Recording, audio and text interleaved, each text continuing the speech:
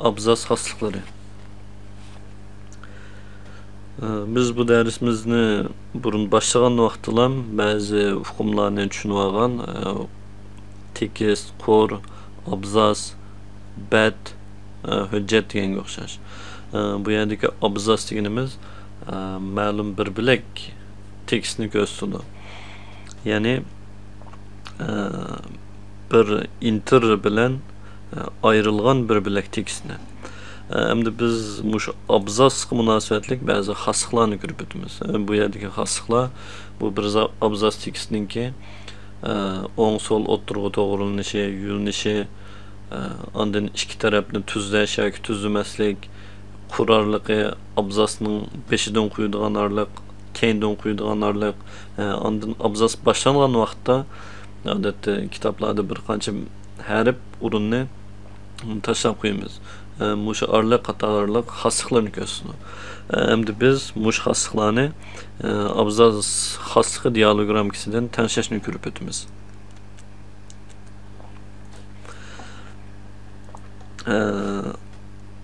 Abzas xaslıq dialogramkasini uchun odatda biz qayerniki tekstninki yoki qaysi abzasninki mazmunini o'zgartmoqchi bo'lsak, yana xaslıqlarni şu abzasga nur belgini ekib qolib turib, o'ng knopkani bosib, bu yerdan abzas belgisini tanlaymiz. Navoda biz bir qancha abzasni xaslıqini bir tanishmoqchi bo'lsak, şu abzaslarning hammani tanlashimiz kerak. Masalan, men hozir ikki abzas tanladim. İkki abzas tanlagan vaqtimizda biz tanışgan abzas xaslıqlari mushu ikki abzasninki hammaga unumlik bo'ldi.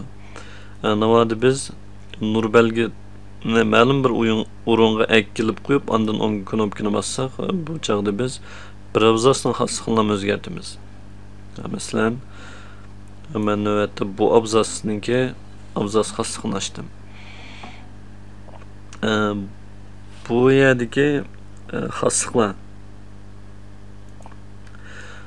oldi bilan to'g'irlash, ya'ni buni o'ng'i to'g'irlamdi, so'lg'imi yoki suzib tangshamdi, yana abzasning ikki tarafini tanglashtiramdi deganga o'xshash. Bu burun tangshalgan qimmatni ishlatman deydi. Bu yerdagi tangshalgan qimmat biz bu yerdan, ya'ni bosh betninki tizimlikdan tanlagan xaslıqlarni ko'rsatadi. Buni biz o'zimiz yana qaytadan tanlab qo'ysak bo'ldi. Yoki o'z petitusi bo'ldi. Ondan bu yerdagi xulosa darajasi. Bu daraja odatda biz ma'lum tekstni tahlilgan vaqtimizda cho'ng mavzular bo'ldi. Şu mavzularninki darajasini ko'rsatdi. Eng cho'ng daraja birinchi daraja bo'ldi, ikkinchisi undan kichik, uchinchisi undan kichikdanga o'xshash. Bu yerda 9 daraja ta'minlanibdi. Odatda ko'pincha yozma materiallar 3 daraja demak eshib ketmaydi. Biz bu darajani tanlagan vaqtimizda keyin mundaraja yasashga foydali. Bizning hozirgi xaslıqimiz ma'lum bir abzasning xaslıqi. Navoda bir mavzu bo'lib qolsa, bu vaqtda darajasini mu bekitib olsak bo'ldi. Shuni bu hozir tekst shaklida turaversin. Endi bu yerdagi yurinish biz burun tanlagan bu yerdagi o'ngdan so'lga yurinishidan o'xshash. O'ngdan so'lga, so'ldan o'ngga. So'ldan o'ngga desak buning bilan o'xshash bo'ldi. O'ngdan so'lga desak uyg'urcha yoziq emas. Endi qurbeshini ichiga tortish. Yani bu deganimiz ma'lum bir tekst, bir abzas tekst olsa, bu abzas tekstninki hamma qurini o'xshash holatda ichiga tortishni ko'rsatadi. Buning unumini bu qismdan ko'rib to'g'rildi. Masalan, hozir 5da o'rin yo'qkan, ya'ni ichiga tortilmabdi. Buni ichiga tortish uchun qimmatini oshiray. Yani qaraydigan bo'lsak, bu yerda misolga ko'rsatilgan ikki nuqurning hammasi ichiga yo'tkaldi. Yani bu tekstni ichiga yo'tkaydi. Navoda qurning oxiridan, ya'ni sol tarafdan ichiga o'tkazmoqchi bo'lsak, bu yana tengsak bo'ldi. Ya'ni bu keyindan bo'sh o'rin qolib qoldi. Ya'ni bizningki tekisimiz qancha jiq bo'lishini, qancha qur bo'lishini qat nazar, bu tekisning hammani ichiga o'tkazdi. Biz buni yana normal holatda qo'yaylik, ya'ni nol holatda. Endi ba'zi alayda tanishadigan qurlar bo'lsa, masalan, birinchi qurdan 5dan azroq o'rin qolsin. Bu odatda biz abzas boshlangan vaqtda bir ishga yarib o'rinni tashlab qo'yamiz. Ya'ni bu bizning tekstimiz aslan o'rin tashlangan. Ya'ni bu yerdimi 1.127 cm deb ko'rsatilibdi. Bu normal mushunda tengsak bo'ldi. Endi undan boshqa yana bir tanishadigan xosliklar abzas boshlanishdan burun va oxiri o'rin qo'yish.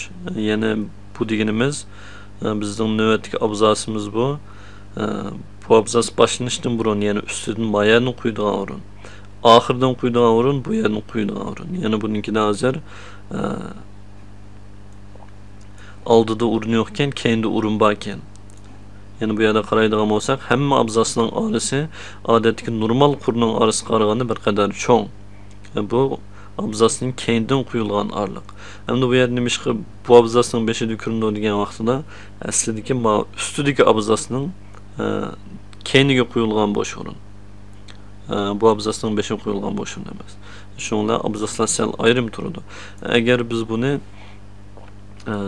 yo'q qilib olsak yoki nol qilib qo'ysak, bu abzasning keyiniki o'rin yo'qolib ketadi. Buni hozir sinaq uchun nol qilib qo'yaylik. Ondan qur orliqi. Biz buni burunqi mazmunlarimizda ko'rib o'tgan qur orliqini tanishishni. Biz bu yerni oz deganda manchilik tanishasun qurning orliqi yoki manchilik yoki bir qur, bir yarim qur deganga o'xshash qurning kengligini belgilab beramiz.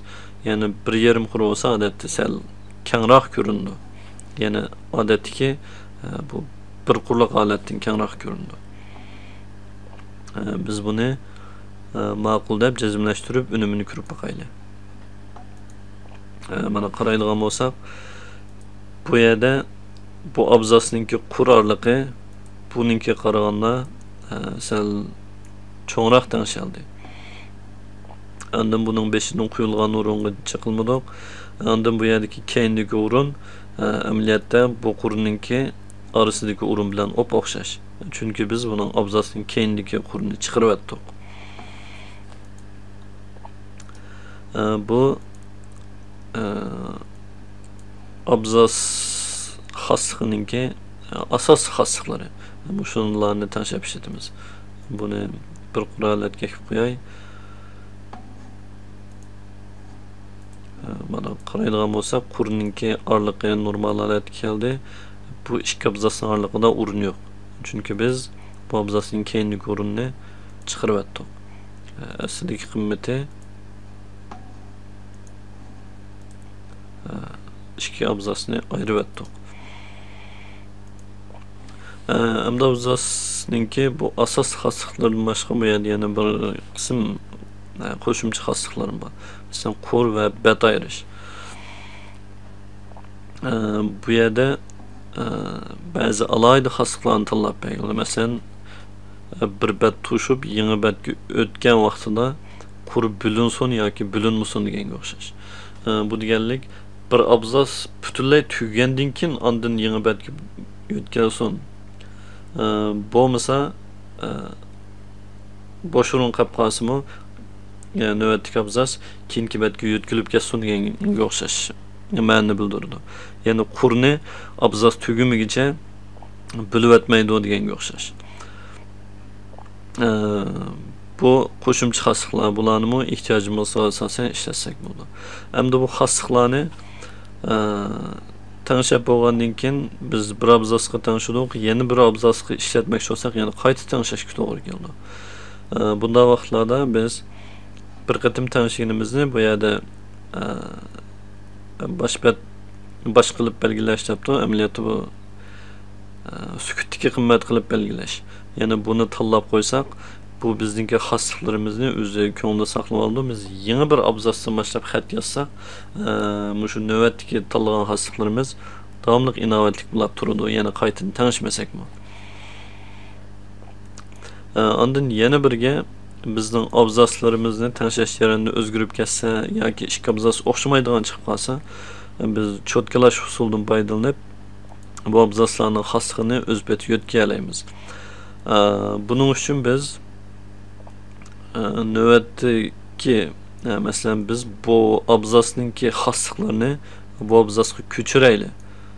Buning uchun nur belgisi mushu abzasda tusi bo'ldi yoki bo'lmasa bu abzasni tanlab olsak bo'ldi, ikkinchisi o'xshash.